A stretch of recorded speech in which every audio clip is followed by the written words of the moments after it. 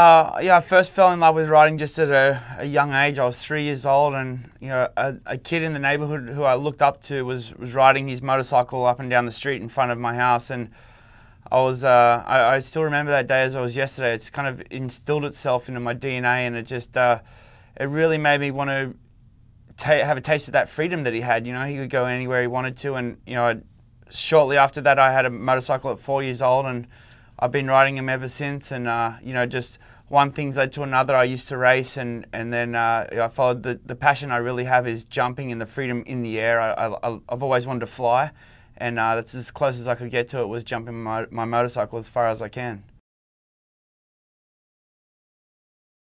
Yeah, I mean, first and foremost, you need to be able to visually see it in your head, and you need to be able to picture it and see it all the way through and totally understand what you need to do. Because if there's any question or any uncertainty, it'll definitely show in your landing, or something's bound to go wrong if you can't visually see it. So it's really important to me to be able to always totally know that it's going to go off perfectly, and I understand what I need to do. But you got the weather, that's really a huge factor, and then your bike setup. You need to be at one with your equipment and know that every nut and bolt is tight, and it's put together meticulously. It's very important when you're jumping the length of a football field or over a building, or on any Sunday's case, jumping down the Olympic ski hill at Park City, Utah. So having that relationship, knowing everything is checked off and where it needs to be, and you're fit and healthy, it's that's the recipe I'm always looking for a safe jump.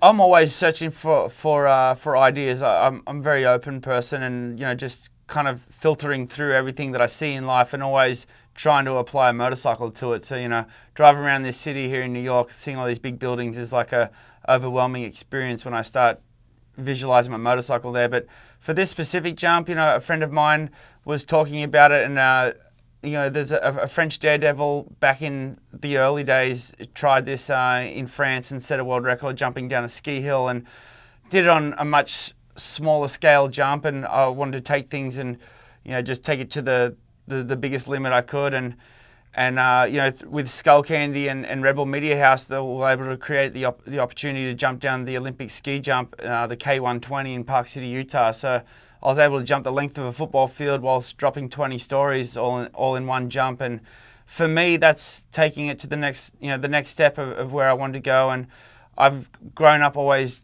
looking at mountaintops when I'm driving around in cars, thinking, oh, it'd be so cool to jump down these huge mountains. And I've always wanted an opportunity of jumping as far as I could down a hill. So it was really good opportunity to be able to do this and have it covered in the film, and have the helicopters fly around and capture this. And some of the shots for the onboard, when I watch it, I feel like that's exactly what I seen. So to be able to give the viewers the experience that we can through modern technology and the way Dana shot this film is it's a delight to be a part of it.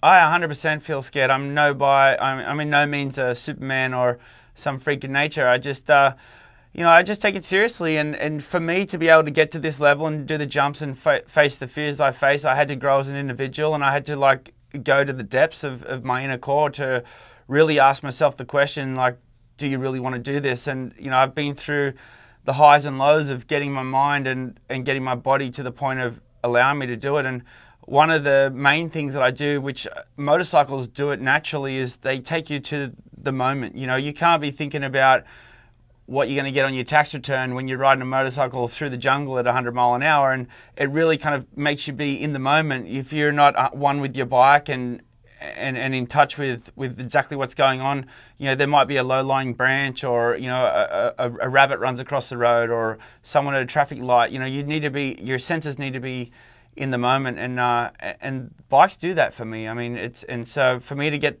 over the fear of it, I've really had to just be able to foresee what I want to do. I have a plan, and I know what I want to go and achieve, and then I kind of cross off all the things that could go wrong and have a strategy in place to make sure that I don't make mistakes. And then when fear comes knocking on the door, I just don't answer the door.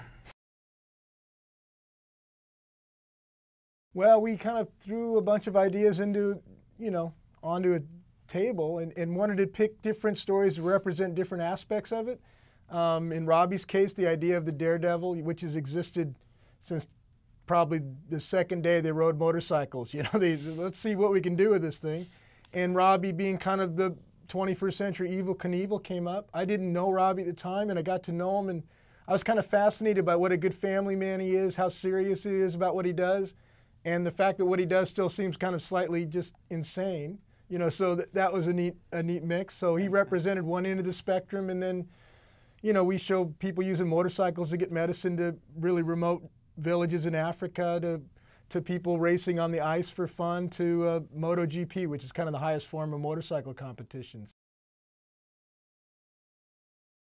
A singular mindset, a focus, and kind of the ability to face fear and kind of, I don't want to say make friends with it, but to be able to compartmentalize it and push past it and to find bliss in doing that. I mean, I think most of us, when we scare ourselves, we don't want to go back there, and they seem to keep wanting to walk up to that edge.